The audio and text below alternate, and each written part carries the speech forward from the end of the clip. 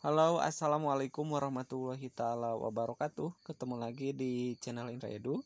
Untuk kali ini Indra Edu akan meneruskan pembahasan yaitu materi mata pelajaran PPKN kelas 8. Ini adalah bab 3, pertemuan ketiga di kelas 8. Oke, bagi teman-teman yang belum mensubscribe channel ini silahkan subscribe terlebih dahulu. Jangan lupa tekan tombol loncengnya supaya setiap ada video terbaru dari saya ada pemberitahuan kepada kalian. Oke, untuk pembahasan dalam video ini yaitu tentang menampilkan sikap sesuai dengan peraturan perundang-undangan. Sekali lagi, ini adalah materi lanjutan dari pertemuan ke-1, ke-2. Nah, ini adalah pertemuan ketiga di kelas 8, khususnya di bab 3.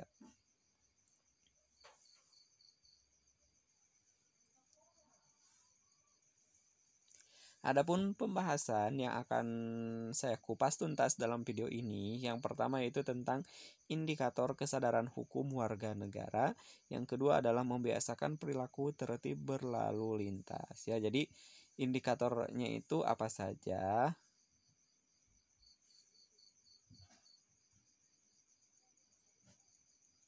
Pembahasan yang pertama yaitu tentang indikator kesadaran hukum warga negara.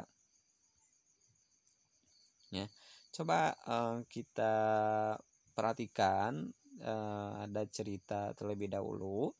Firda seorang siswa yang rajin belajar. Firda berangkat ke sekolah pagi-pagi dengan penuh semangat. Seluruh tugas sekolah selalu dikerjakan oleh Firda, sehingga Firda tidak pernah ditegur oleh guru. Pada akhir semester, nilai rapor pengetahuan Firda sangat baik dan nilai rapor sikap serta keterampilan Firda pun sangat baik.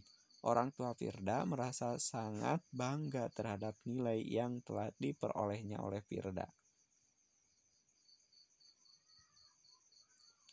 Dari cerita tadi, coba jawab pertanyaan berikut ini.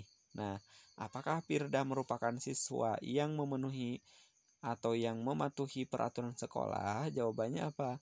Ya, Firda itu adalah salah satu siswa yang sangat mematuhi peraturan sekolah. Contohnya apa tadi? Yaitu siswa selalu datang tepat waktu, tidak terlambat, terus juga mengerjakan setiap tugas yang diberikan dari sekolah. Terus pertanyaan yang kedua, adakah keuntungan yang akan diterima seseorang apabila mematuhi aturan? Jelaskan. Nah, jawabannya apa? Yaitu jelas banyak sekali apabila seseorang mematuhi aturan, ya. Salah satunya adalah bisa menguntungkan dalam bentuk dirinya sendiri. Contohnya menguntungkan dirinya sendiri apa? Kalau kita lihat tadi bahwa dari cerita Firda bahwasanya Firda sangat beruntung sekali karena telah mematuhi aturan. Salah satunya adalah dia nilainya menjadi sangat bagus. Selain nilai pengetahuan, nilai sikapnya pun sangat bagus. Nah, itu adalah salah satu keuntungan yang diperoleh oleh Firda, ya. Kepatuhan berarti sikap taat atau sikap sedia melaksanakan aturan. Nah, bersikap patuh akan membentuk perilaku disiplin. Banyak manfaat yang didapatkan apabila seseorang terbiasa hidup taat pada aturan.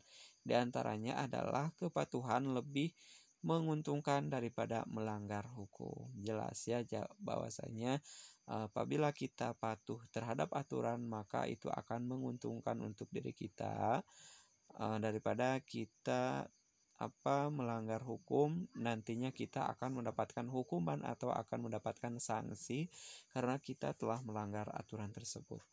Contohnya, orang yang melanggar lalu lintas akan dikenakan denda sekian rupiah. Orang yang berpola hidup sehat akan terhindar dari penyakit. Dan orang yang tidak mengkonsumsi narkoba akan memiliki tubuh yang sangat kuat dan berpikiran sehat.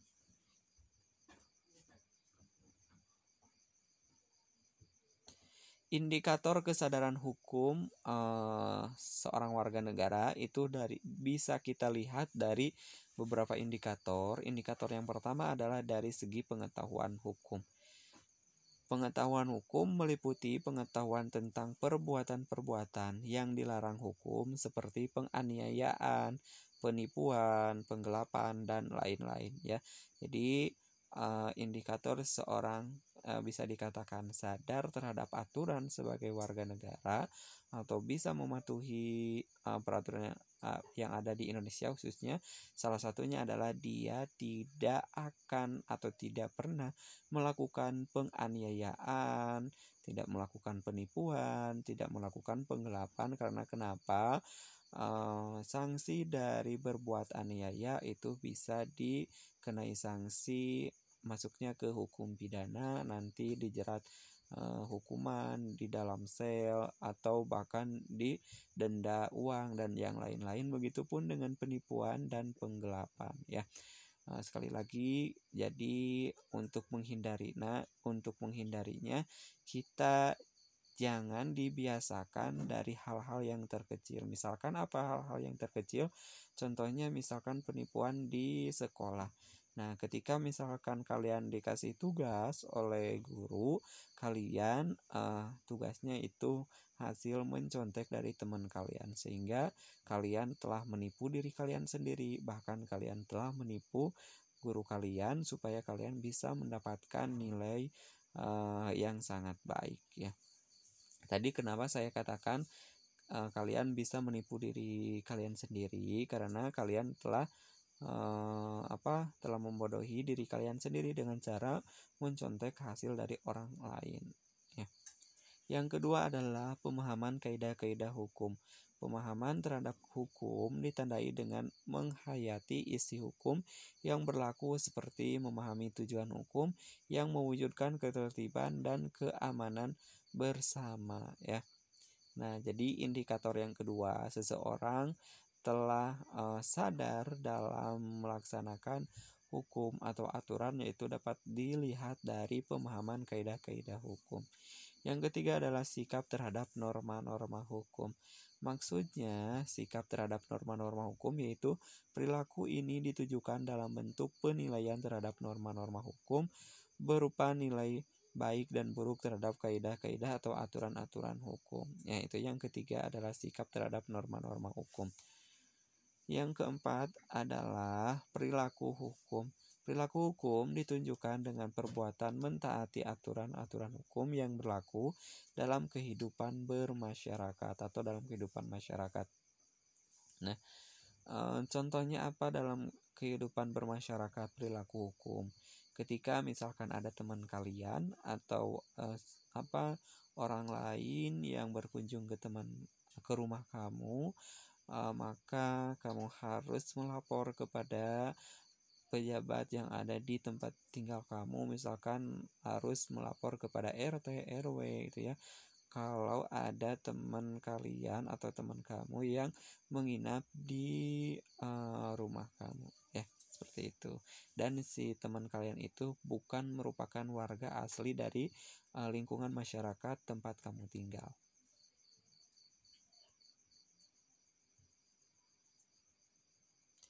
Yang selanjutnya, sebagai warga negara yang baik, salah satu kewajiban adalah memahami aturan perundang-undangan. Perilaku mentaati peraturan perundang-undangan merupakan kewajiban setiap warga negara, tidak terkecuali untuk para pelajar. Perilaku mentaati peraturan perundang-undangan yang wajib dilaksanakan oleh semua orang, diantaranya adalah sebagai berikut. Yang pertama adalah memiliki akta kelahiran. Nah, terkait dengan akta kelahiran, semenjak kita lahir ke dunia ya, alangkah lebih baiknya kita harus langsung membuat akta kelahiran ya. Cara membuatnya bisa langsung konsul ke bidan atau ke petugas kesehatan terkait itu ya, sehingga nanti bisa dibantu untuk melaksanakan atau untuk membuat akta kelahiran ini dan yang lain-lain, atau misalkan bisa menghubungi pejabat yang ada di daerah kalian gitu ya, supaya untuk mempermudah memiliki akta kelahiran. Dan jangan sampai ketika usianya sudah dewasa belum memiliki akta kelahiran, karena ini sangat penting sekali itu ya, memiliki akta kelahiran dan merupakan salah satu kewajiban. Yang selanjutnya adalah mematuhi aturan berlalu lintas. Nah, mematuhi aturan berlalu lintas ini merupakan kewajiban kita semua, karena kenapa?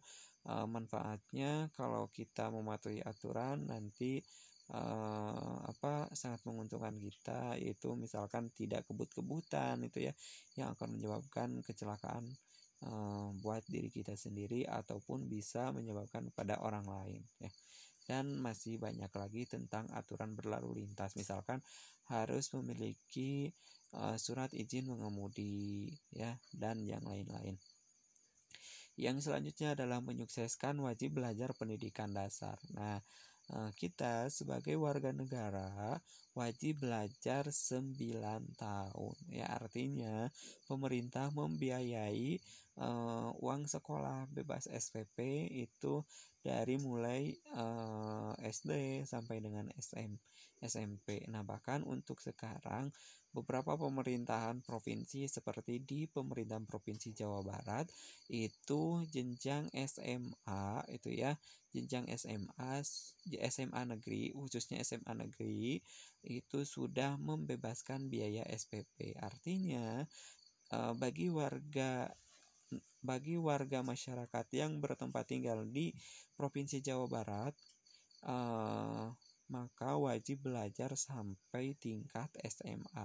Karena kenapa? Pemerintahan sudah memberikan biaya gratis atau bebas SPP kepada kepada warga masyarakat yang ada di daerah Jawa Barat. Begitupun di provinsi-provinsi yang lain, mungkin sebagian sudah memberlakukan aturan seperti ini. Nah, akan tetapi untuk SMA swasta itu masih ada SPP iuran-iuran seperti itu gitu ya. Nah, jadi tidak ada alasan bahwasanya kita putus sekolah atau tidak mau sekolah itu ya, karena pemerintah alhamdulillah sudah begitu baiknya supaya Indonesia ini bisa maju khususnya di bidang pendidikan. Yang selanjutnya adalah tidak melakukan tindakan yang melawan hukum ya. Nah, jadi untuk yang keempat yaitu tidak melakukan tindakan yang melawan hukum, artinya kita tidak boleh melanggar aturan-aturan yang sudah ditetapkan oleh pemerintah, baik itu masyarakat, tempat kita tinggal, ataupun sekolah, tempat kita belajar, atau bahkan dalam lingkungan terkecil gitu ya, sering kita biasakan itu dalam lingkungan keluarga. Nah, kepatuhan kepada hukum merupakan cerminan kepribadian seseorang. Nah, kalau kita lihat atau kita amati pada gambar ini, yaitu siswa sedang dikenai tilang atau dirazia oleh polisi, itu karena disebabkan bisa saja karena siswa tersebut itu belum cukup umur untuk mengemudi kendaraan di jalanan seperti ini ya. Salah satunya karena belum memiliki surat izin mengemudi gitu ya. Nah, kenapa ini dilakukan tilang? Karena kalau kita lihat ini ada segi positifnya itu ya, supaya si anak-anak ini itu bisa naik angkutan umum atau bahkan bisa diantar jemput oleh orang tuanya itu ya, karena ini untuk menghindari salah satunya adalah terjadi kecelakaan di jalan ya. Bayangkan kalau misalkan seorang siswa yang belum cukup umur lalu dia mengendarai motor lalu kecelakaan di jalan, nah siapa yang akan repot gitu ya? Pasti orang tuanya tuh ya, dan orang-orang yang ada di sekitarnya itu akan mengikuti kerepotan karena ada siswa atau anak yang sedang kecelakaan. Nah, itu tidak boleh ya, karena sekali lagi gambar ini adalah salah satu cermin seseorang yang tidak mematuhi aturan. Contoh perwujudan peraturan perundang-undangan di lingkungan sekolah, salah satunya adalah memakai seragam sekolah, datang tepat waktu, selalu mengerjakan tugas-tugas sekolah, patuh terhadap guru, dan lain sebagainya. Sedangkan dalam lingkungan masyarakat, yaitu melaporkan ke pengurus RT apabila menerima tamu, menginap di rumah, mengikuti siskamling, tidak membuat gaduh warga, saling rukun dan dengan tetangga, dan lain sebagainya. Sedangkan salah satu contoh dari bangsa dan negara adalah membayar pajak tepat waktu, ya. Karena kenapa ini membayar pajak tepat waktu? Kita sebenarnya sudah menikmati fasilitas-fasilitas dari pajak ini. Salah satunya apa? Ya, hasil dari kita membayar pajak atau fasilitas umum yang sering kita pakai, salah satunya adalah jalan raya. Nah, jalan raya atau perjalanan yang sering kita gunakan itu adalah hasil dari uang pajak. Nah, terus juga selain dari jalan raya apa, yaitu seperti fasilitas-fasilitas kesehatan gitu ya, pendidikan, itu hasil dari uang pajak. Nah, jadi pajak itu dari kita, untuk kita, dan oleh kita gitu ya. Ya, seperti itu. Makanya tidak boleh telat membayar pajak. Artinya bayar pajak itu harus dengan tepat waktu. Yang kedua adalah membiasakan perilaku tertib berlalu lintas. Membiasakan perilaku tertib berlalu lintas, tertib dalam berlalu lintas bukan hanya kewajiban masyarakat perkotaan. Nah, di pedesaan ataupun di jalan raya yang tidak banyak kendaraan bermotor pun tetap atau tertib lalu lintas harus dijalankan. Nah, peraturan lalu lintas diatur dalam Undang-Undang Nomor 22 Tahun 2009, ya. Kita dapat lihat dalam gambar di sini bahwasanya kita harus tertib dalam berlalu lintas, tidak boleh menyerobot apabila lampu merah, ya. Karena lampu merah itu kita sekali lagi dilarang menyerobot karena kita harus berhenti, ya, seperti itu. Nah, kalau untuk ada lampu yang oranye atau hijau itu kita dipersilakan untuk maju dalam berkendaraan.